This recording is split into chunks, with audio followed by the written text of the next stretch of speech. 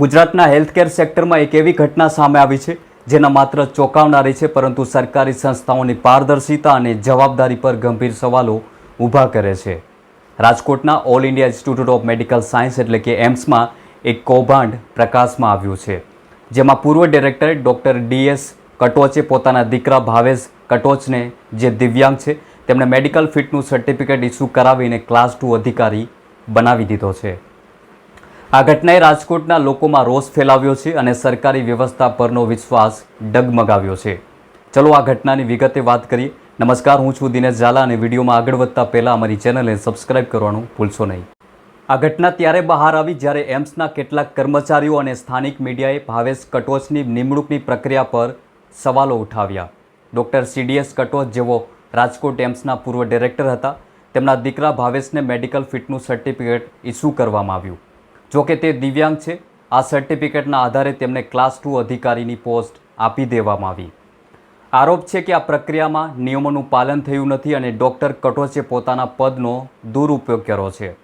આ ઘટનાએ સંસ્થાની વહીવટી પ્રક્રિયાઓ પર ગંભીર સવાલો ઊભા કર્યા છે. આ ઘટનાએ રાજકીય વર્તુળોમાં ખળભળાટ મચાવ્યો છે. કેન્દ્રીય મંત્રી અને રાજકોટના પૂર્વ સાંસદ પરસોત્તમ રૂપાલાનું આ ઘટના અંગે મોટું નિવેદન સામે આવ્યું છે. એ વિગતો અમારા ધ્યાન ઉપર આવી છે અને એમાં તપાસ કરીને સંબંધિતોની સામે જરૂરી કાર્યવાહી કરવા માટે અમે ભલામણ કરવાના છીએ.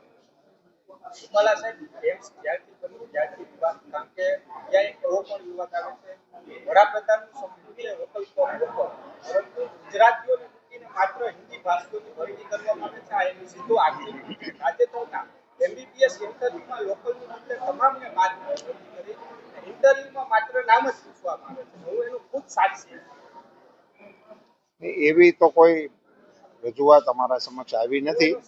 એટલે એવી એની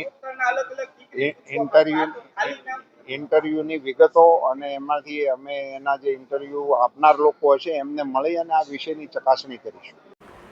આ ઘટનાએ રાજકોટની એમ્સની પારદર્શિતા અને જવાબદારી પર ગંભીર સવાલો ઊભા કર્યા છે.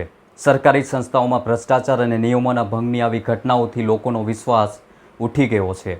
ખાસ કરીને રાજકોટ એમ્સ જેવી સંસ્થા, જે ગુજરાતના લોકો માટે ઉચ્ચ ગુણવત્તાની આરોગ્ય સેવાઓ પૂરી પાડવા માટે બનાવવામાં આવી છે, તેની પ્રતિષ્ઠા પર આ ઘટનાએ ડાઘ લગાવ્યો છે.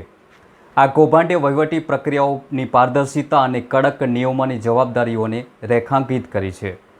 તમારું આ ઘટના અંગે શું કહેવું છે? કમેન્ટ કરી જરૂર જણાવજો અને આવા વધુ રસપ્રદ વિડીયો જોવા માટે અમારી ચેનલને સબસ્ક્રાઇબ કરવાનું ભૂલશો નહીં.